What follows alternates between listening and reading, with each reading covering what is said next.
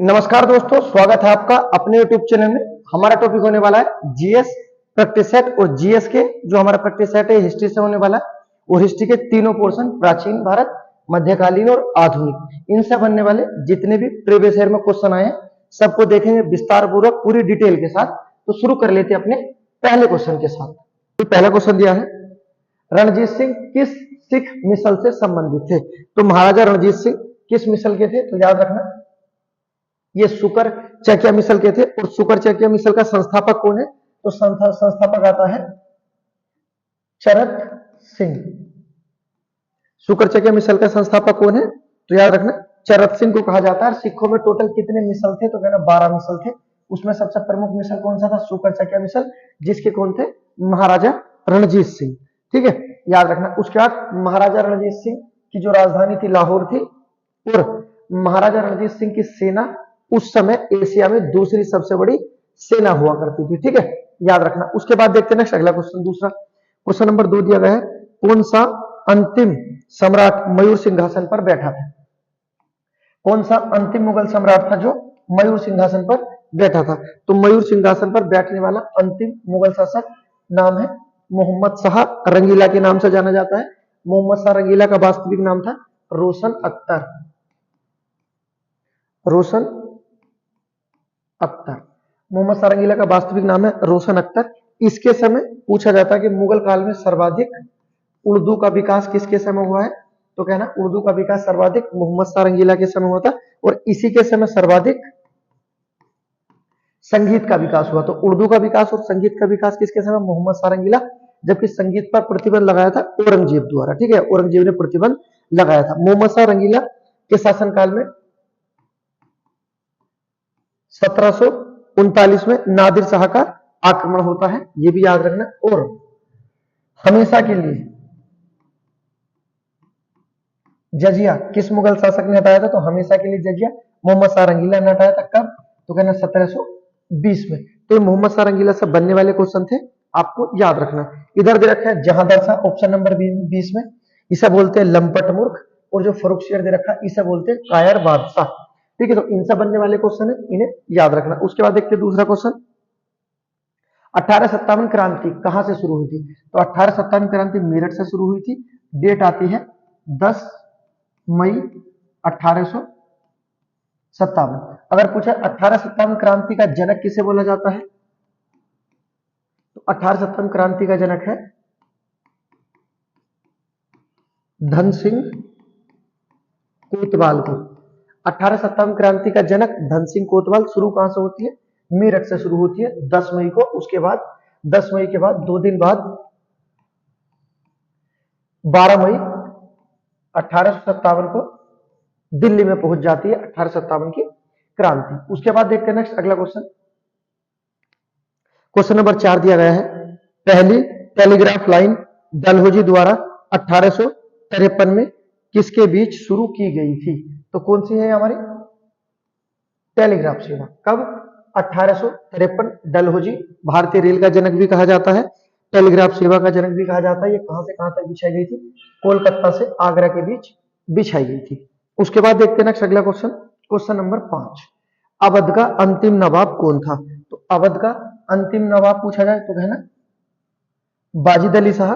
ठीक, उसके बाद अगर पूछा जाए अवध का पहला तो बताना शहादत खान। दोनों याद रखने, बाजिद अली खान अंतिम थे और जो शहादत खान पहले थे। उसके बाद आपको याद रखना कि बाजिद अली शाह ने अपने बाद 1857 क्रांति में अपने बाद अपने पुत्र ब्रिजेश कादिर को अवध का उत्तराधिकारी घोषित किया। ठीक है, उसके बाद देखते हैं नेक्स्ट अगला question, question number 6। Question number 6 दिया गया है, हैदराबाद के निजाम के राजवंश का क्या नाम था? हैदराबाद के निजाम के राजवंश का क्या नाम था? तो हैदराबाद के जो निजाम हुआ करते थे उनका जो नाम था उन्हें बोलते थे आसफ शाही। ठीक है, उसके बाद अगर पूछा जाए गोलकुंडा के नवाब को क्या बोलते थे? तो गोलकुंडा के नवाब को बोलते थे कुतुब शाही। क्वेश्चन पूछे जाते हैं, पूछे हैदराबाद के निजाम को आसफ शाही, गोलकुंडा के कुतुब शाही। उसके बाद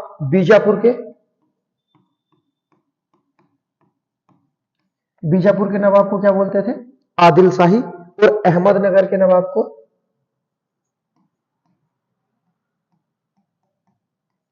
अहमदनगर के नवाब को क्या बोलते थे? निजाम शाही। 4 ही क्वेश्चन आते हैं कि निजाम शाही किसे बोलते थे, तो कहना अहमदनगर के, आदिल शाही बीजापुर, उसका कुतुब शाही गोलकुंडा और आसफ शाही हैदराबाद के निजाम को बोला जाता था। ठीक है, क्वेश्चन है, चारों करा दिए गए हैं, याद रखना। उसके बाद देखते हैं नेक्स्ट क्वेश्चन नंबर 7, बहुत महत्वपूर्ण क्वेश्चन है। क्वेश्चन नंबर 7 दिया गया है, प्रसिद्ध उत्तर मेरूर शिलालेख किसके शासनकाल से संबंधित था? तो उत्तर मेरूर जो शिलालेख है, पहले तो ये याद रखना किस वंश से संबंधित है, तो ये चोल वंश से संबंधित है। चोल अपनी नौसेना के लिए जाने जाते थे। और ये उत्तर मेरूर जो शिलालेख है, ये किससे संबंधित है? परांतक प्रथम से संबंधित है। और इससे किसकी जानकारी मिलती है? तो याद रखना चोल वंश की जानकारी मिलती है। उसके बाद देखते हैं नेक्स्ट अगला question, question number 8। Question number 8 दिया गया है, निम्न में से कौन सी लड़ाई के फलस्वरूप हुमायूं भारत के शेरशाह सूरी द्वारा निर्वासित कर दिया गया था? अर्थात किस युद्ध में शेरशाह सूरी ने हुमायूं के भारत के बाहर भगा दिया था? तो याद रखना कौन सी लड़ाई थी? महत्वपूर्ण लड़ाई है, बिलग्राम की लड़ाई। अगर पूछे बिलग्राम का युद्ध कब हुआ था? 1540 में बिलग्राम का युद्ध हुआ था। बात कर लेते हैं चौसा का युद्ध कब हुआ था? 1539 में। उसके बाद होता बिलग्राम या कन्नौज का युद्ध। इधर दूसरी तरफ देखा खान बाका, बहुत महत्वपूर्ण युद्ध है, 1527 में हुआ था। और अगला रखा है घाघरा का युद्ध, ये कब हुआ था? 1529 में। तो ये चारों लड़ाइयां हमारे इतिहास के दृष्टिकोण से बहुत महत्वपूर्ण है। अगर पूछा जाए किस युद्ध में जिहाद का नारा दिया गया था, तो कहना खानवा के युद्ध में बाबर ने जिहाद का नारा दिया था। और कौन सी उपाधि धारण की थी? गाजी की उपाधि धारण की थी। घाघरा का युद्ध भारतीय इतिहास का पहला ऐसा युद्ध था जो जल और थल दोनों में लड़ा गया था। ठीक है, और ये बाबर का अंतिम युद्ध था। उसके बाद चौसा का युद्ध, चौसा के युद्ध में हुमायूं से आगरा चला जाता है। और बिलग्राम के युद्ध में हुमायूं से दिल्ली चली जाती है। तो याद रखना किस युद्ध में मुगलों से दिल्ली चली गई थी? कहना बिलग्राम में। किस में आगरा गया? तो चौसा का युद्ध। जीतता कौन है? तो कहना शेरशाह सूरी जीत जाता है। ठीक है, चारों युद्ध है, चारों युद्ध का अपना इतिहास है, आपको याद रखना है। उसके बाद देखते हैं नेक्स्ट अगला क्वेश्चन, क्वेश्चन नंबर दिया गया है, गुरु नानक का जन्म स्थान कौन सा था?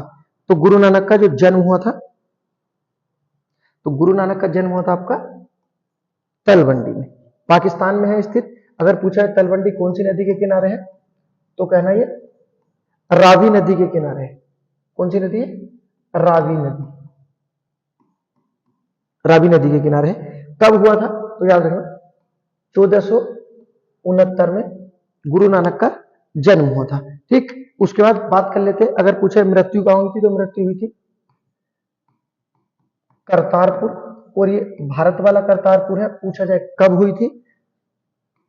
1539। तो गुरु नानक के बारे में याद रखना, जन्म पाकिस्तान में हुआ था और मृत्यु भारत में हुई थी गुरु नानक। मक्का मदीना की यात्रा करने वाले सिख गुरु आते हैं गुरु नानक। ठीक, उसके बाद देखते हैं next question number 10। Question number 10 में देखा पुरंदर की संधि शिवाजी ने कब और किसके साथ की थी?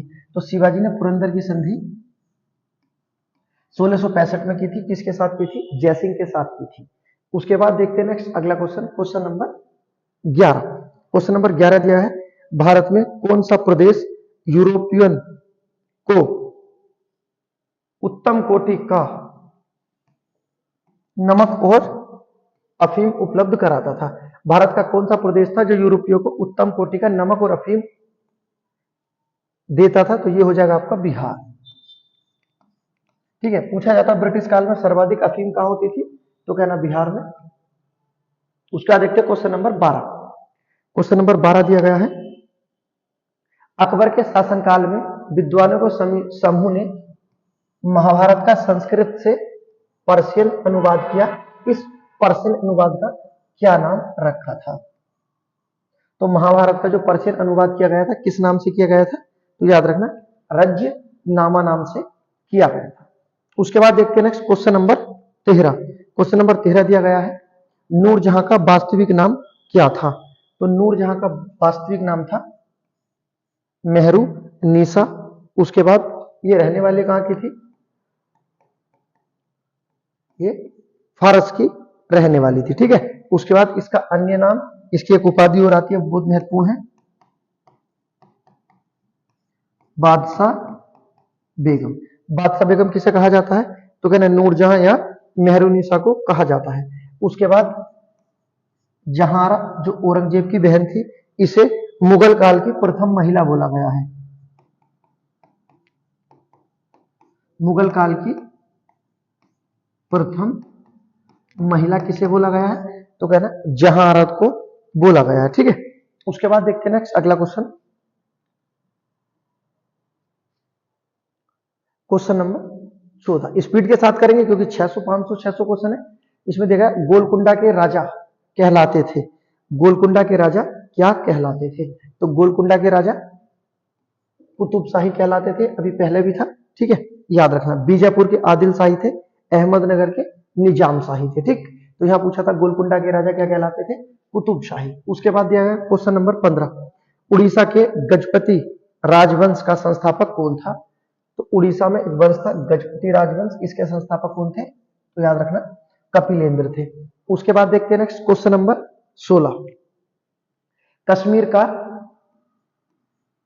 जैनुल आबदीन जो अपनी कला और साहित्य की संरक्षणता के लिए प्रसिद्ध था, किस राजवंश से संबंधित था? पहले तो याद रखना कि कश्मीर का अकबर बोला जाता है जैनुल आबदीन को, और कश्मीर में इसने जजिया कर समाप्त किया था। उसके बाद क्वेश्चन क्या है कि ये किस वंश का था? तो जैनुल आबदीन शाहमीर वंश का था, और इसे कश्मीर का अकबर भी बोला जाता है। उसके बाद देखते हैं क्वेश्चन नंबर 17।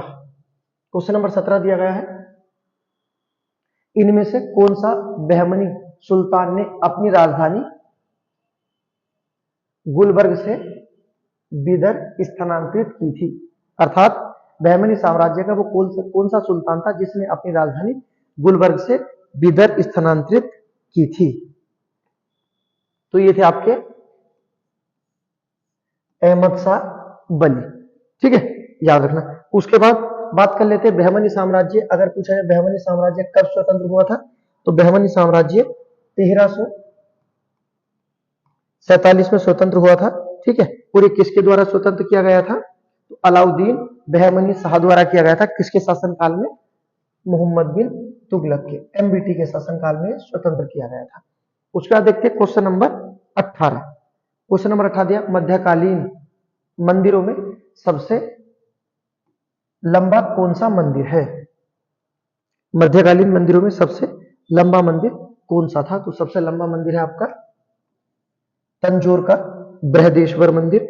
अगर पूछा जाए किस वंश से संबंधित है, तो चोल वंश से संबंधित है। अगर शैली पूछी जाए, शैली कौन सी है, तो द्रविड़ शैली होगी।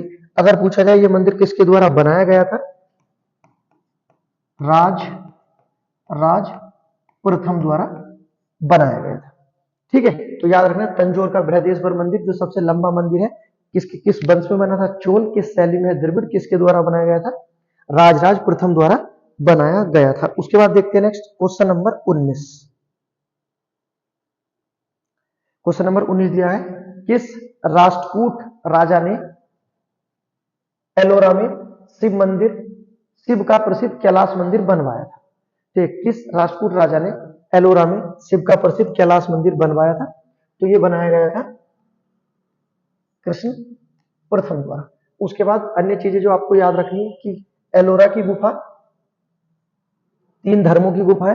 ये क्वेश्चन पूछा था भारत में 3 धर्मों की गुफा कौन सी है, तो कहना एलोरा की गुफा है। उसके बाद ये यूनेस्को की सूची में भी गई थी 1983 में। एलोरा की गुफा 1983 में यूनेस्को की सूची में गई थी। कितने धर्मों की है, तो कहना ये 3 धर्मों की है, हिंदू, बौद्ध और जैन। हिंदू, बौद्ध और जैन की एकमात्र जो आपकी प्रसिद्ध गुफा है कौन सी है, तो कहना एलोरा की गुफा। कहाँ है? महाराष्ट्र में स्थित है, महाराष्ट्र के औरंगाबाद में स्थित है। उसके बाद देखते हैं क्वेश्चन नंबर 20।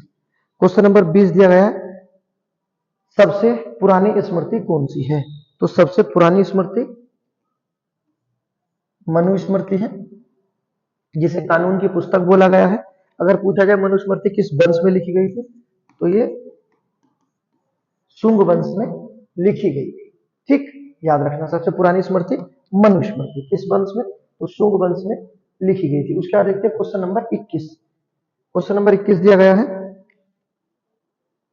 इनमें से कौन सा जैन दर्शन से संबंधित या संबंध नहीं रखता है? तो जैन धर्म से जो संबंध नहीं रखता है ये आपका हो जाएगा थेरवाद।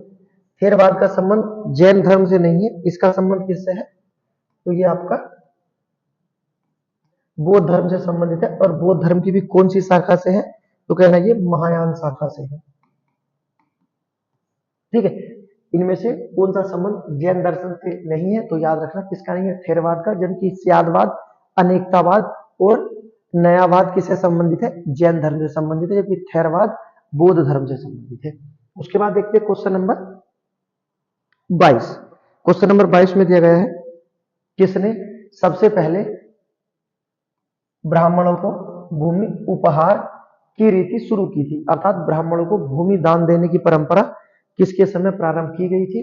तो ये याद रखना सातवाहन द्वारा प्रारंभ की गई थी। सातवाहन एक ऐसा वंश था जिसने दक्षिण भारत में भी शासन किया है और उत्तर भारत में भी शासन किया है। वो सातवाहन अपने सोने नहीं शीशे के सिक्के के लिए जाने जाते हैं, तो ये याद रखना। ठीक है, जबकि ब्राह्मणों को भूमि उपहार में देने की रीति भी सातवाहन द्वारा प्रारंभ की गई थी। उसके बाद देखते हैं नेक्स्ट अगला question, question number 23। Question number 23 है, भारत में सोने के सिक्के, ये जरूर याद रखना, सोने के सिक्के सर्वप्रथम किसने जारी किए थे? भारत में सोने के सिक्के सर्वप्रथम किसके द्वारा चलाए गए थे? तो सर्वप्रथम जो चलाए गए थे इंडो ग्रीक द्वारा चलाए गए थे। ठीक है, ये याद रखना।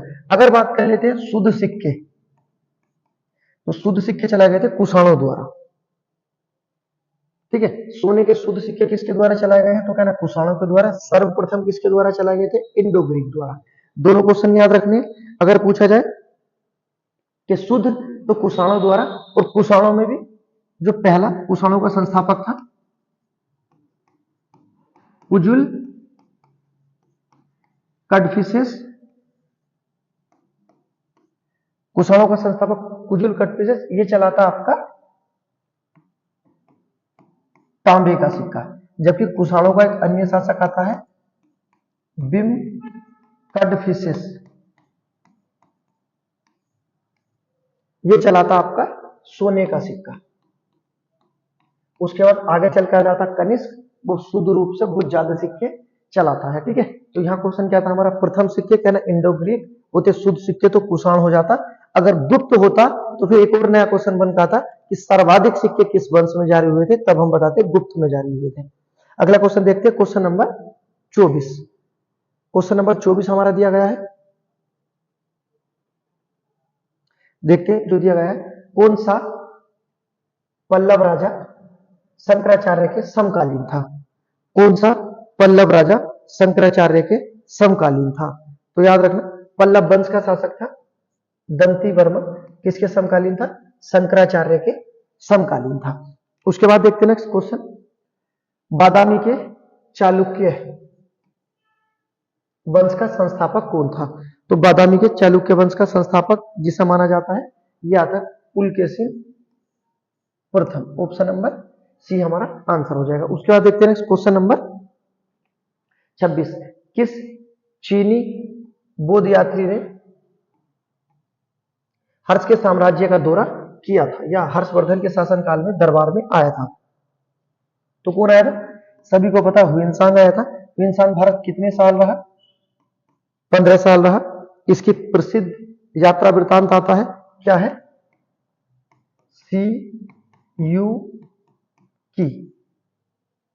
ठीक है, हुइनसांग ऐसा शासक है जो दक्षिण भारत में जाता है। इसे क्या कहते हैं हम? यात्रियों का राजकुमार, नीति का पंडित, किसे बोला जाता है? हुइनसांग को। उसके बाद देखते हैं नेक्स्ट क्वेश्चन नंबर 27।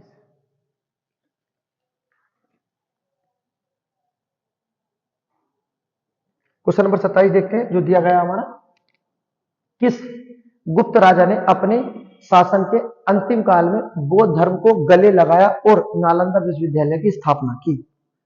कौन सा वो आपका गुप्त शासक था जिसने ये कार्य किए थे? तो ये हो जाएगा हमारा कुमारगुप्त। ठीक है, बाद में बन जाता है ये बौद्ध धर्म से संबंधित हो जाएगा कुमारगुप्त, इसी ने बनाया था नालंदा विश्वविद्यालय। अन्य कुमारगुप्त ने कार्तिकेय की मुद्रा चलाई थी। ये भी याद रखना कि कार्तिकेय प्रकार देखो, कैसे कुमारगुप्त और कैसे कार्तिकेय है। पूछा जाए कार्तिकेय की मुद्रा किसने चलाई थी, तो कहना कुमारगुप्त ने। उसके बाद चंद्रगुप्त, तो गुप्तों का प्रसिद्ध राजा था, ठीक है। जबकि गुप्त संवत किसके द्वारा चलाया गया था, चंद्रगुप्त प्रथम द्वारा गुप्त संवत चलाया गया था, ठीक है, याद रखना। उसके बाद देखते हैं नेक्स्ट अगला question, question number 28। Question number 28 दिया गया है, कौन से गुप्त सम्राट अपने सिक्कों पर बांसुरी या वीणा बजाते हुए प्रस्तुत किए गए हैं। कौन सा गुप्त सम्राट था जो वीणा वादक था, ऐसा क्वेश्चन पूछा जाता तो कहना समुद्रगुप्त। स्कंदगुप्त नहीं है, समुद्रगुप्त है। समुद्रगुप्त वीणा वादक था, ये याद रखना समुद्रगुप्त के बारे में।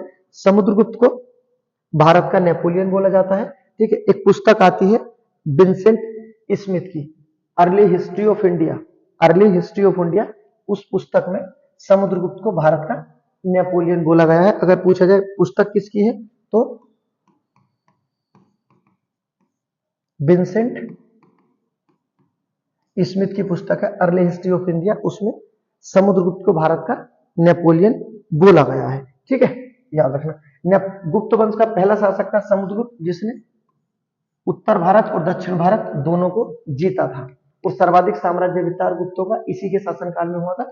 उसके बाद देखते हैं क्वेश्चन नंबर 29।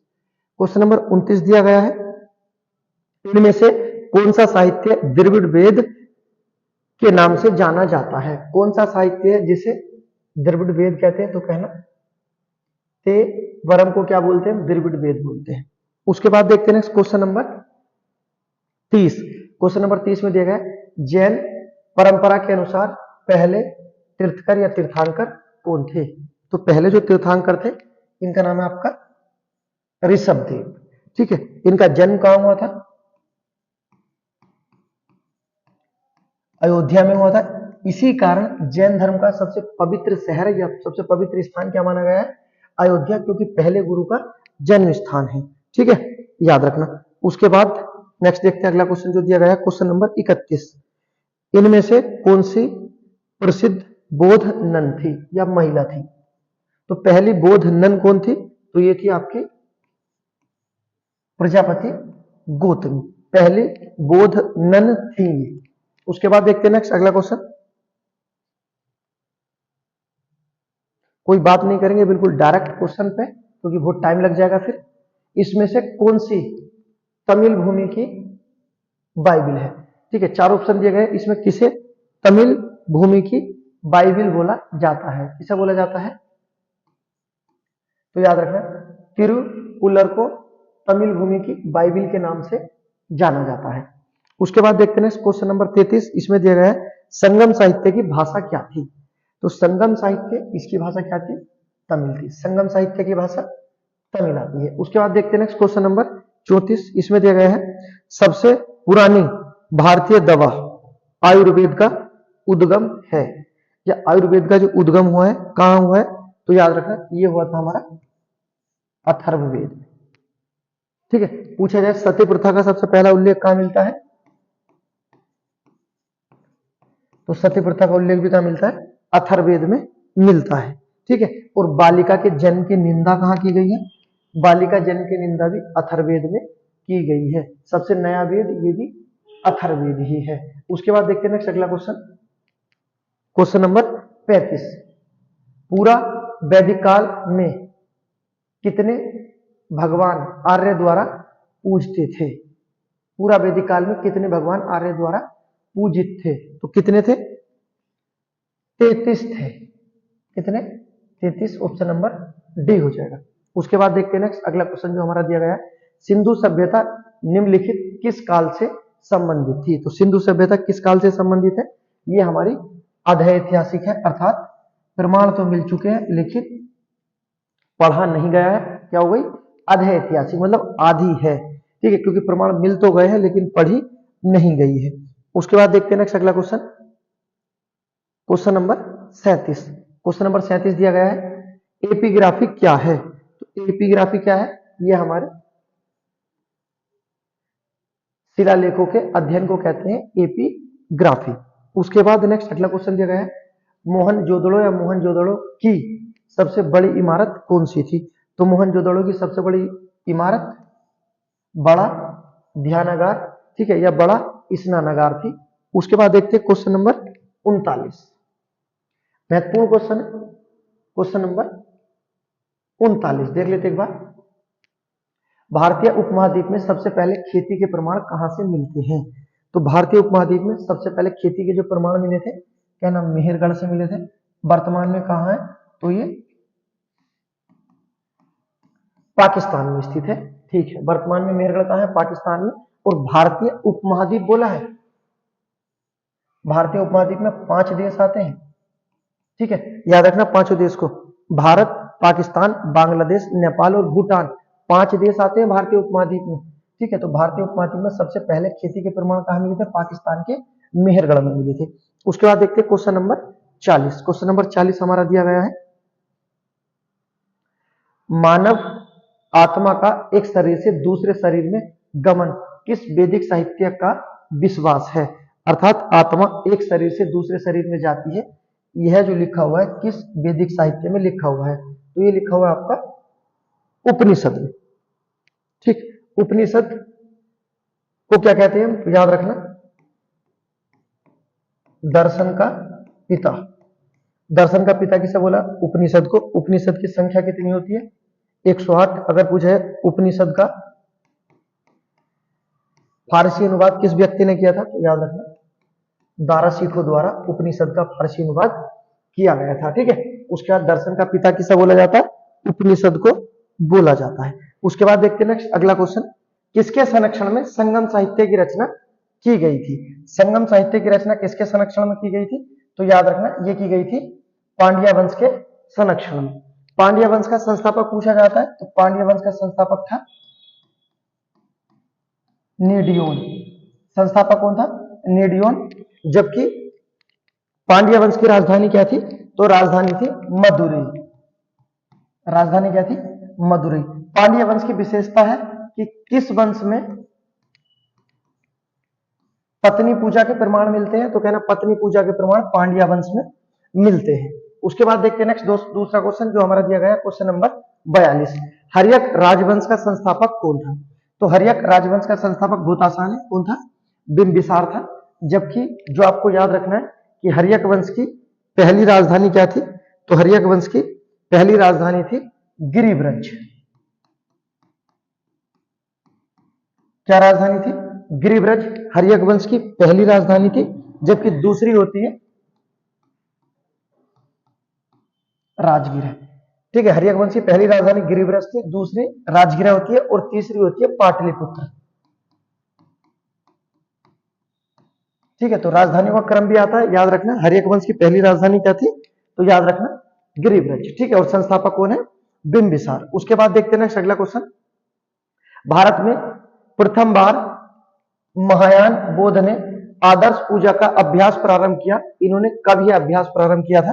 ठीक है, गौतम बुद्ध की पूजा करने वाली हीनिया ने महायान शाखा में कौन सी शाखा थी? कहना महायान शाखा थी। और कब गौतम बुद्ध की पूजा प्रारंभ की थी? तो कहना पहले शताब्दी में इन्होंने पूजा प्रारंभ की थी, ठीक है। उसके बाद अगर पूछा है किसके समय, राजा कौन था? तो कनिष्क के शासनकाल में। अगर स्थान पूछा जाए तो कुंडलवन कश्मीर में, ठीक है, याद रखना। उसके बाद देखते हैं नेक्स्ट अगला क्वेश्चन, क्वेश्चन नंबर 44 दिया गया है, इनमें से कौन सा सबसे पुराना जैन ग्रंथ कहा जाता है? तो जैन ग्रंथ सबसे प्राचीन है, याद रखना 14 पूर्व को सबसे प्राचीन जैन ग्रंथ माना गया है। उसके बाद देखते हैं next question number 45। Question number 45 दिया गया है, कब और किसके द्वारा अशोक के शिलालेख के गुण अक्षरों को प्रथम बार पढ़ा गया? अर्थात अशोक के शिलालेखों को पहली बार कब पढ़ा गया? तो कहना 1837 में। पढ़ा किसके द्वारा गया था? तो जेम्स प्रिंसेप द्वारा पढ़ा गया था। जबकि अशोक के शिलालेख की खोज करने वाले व्यक्ति कौन है? टीपेन पैंथलर नाम है उनका। टीपेन पैंथलर ऐसे व्यक्ति थे जिन्होंने अशोक के पैंथलर है, पैंथलर है, ठीक है, जिन्होंने शिलालेख की खोज की थी। जबकि पढ़ने में जो सफलता प्राप्त की है किसने? जेम्स प्रिंसेप ने की थी। कब? 37 में। उसके बाद देखते हैं नेक्स्ट अगला क्वेश्चन जो हमारा दिया गया है, नेक्स्ट क्वेश्चन नंबर 46। किस बौद्ध सन्यासी के प्रभाव में आकर अशोक बौद्ध धर्म का अनुयायी बना था? अर्थात किसके प्रभाव में आकर अशोक बौद्ध धर्म अपना लेता है? तो कहना उपगुप्त के संरक्षण में आने के बाद। परंतु अशोक बौद्ध बन जाने के बाद भी हिंदू धर्म में आस्था रखता है, क्योंकि उसकी एक उपाधि होती है बहुत प्रसिद्ध, देवान प्रिय, अर्थात देवों में प्रिय। देवान प्रिय किसकी उपाधि है? तो अशोक की उपाधि थी, ये भी आपको याद रखना है। उसके बाद देखते हैं क्वेश्चन नंबर 47। क्वेश्चन नंबर 47 दिया गया है, भारत सरकार द्वारा अपने देश के राष्ट्रीय चिन्ह के रूप में अपनाया गया अशोक की राजधानी सारनाथ पिलर के धर्म चक्र में कितनी तिल्लियां हैं? तो कितनी तिल्लियां हैं? 24 तिल्लियां हैं, जो किसे दर्शाती है? तो कहना 24 घंटे को दर्शाती है। कितनी तिल्लियां? 24 को किसे दर्शाती है? 24 घंटे को। अगर ये पूछा जाए कि हमारे ये जो 24 तिल्लियां हमारी अपनाई गई थी, किसके कहने पर अपनाई गई थी? कहना भीमराव अम्बेडकर के कहने पर अपनाई गई थी या लगाई गई थी, ठीक है, याद रखना। उसके बाद देखते हैं नेक्स्ट अगला क्वेश्चन जो दिया गया है, कब और किसने शक युग प्रारंभ किया था? तो शक संवत प्रारंभ करने वाला व्यक्ति कौन है? कनिष्क। और कब किया गया था? 78 ईस्वी में प्रारंभ किया गया था। उसके बाद देखते हैं नेक्स्ट क्वेश्चन नंबर दिया गया 49।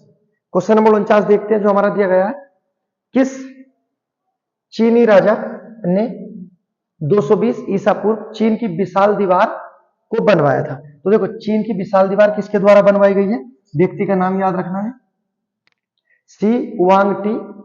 इसके द्वारा चीन की विशाल दीवार बनाई गई थी। जबकि अगर ये पूछा जाए चीन की विशाल दीवार किसके द्वारा तोड़ दी गई थी, तो चंगेज खां द्वारा चीन की विशाल दीवार तोड़ दी गई थी। तो ये क्वेश्चन पूछा जाता है, दोनों क्वेश्चन पूछे गए। चीन की विशाल दीवार किसके द्वारा बनवाई गई, ठीक है, याद रखना, सी वांग टी। और किसने तोड़ी थी? तो चंगेज खान ने।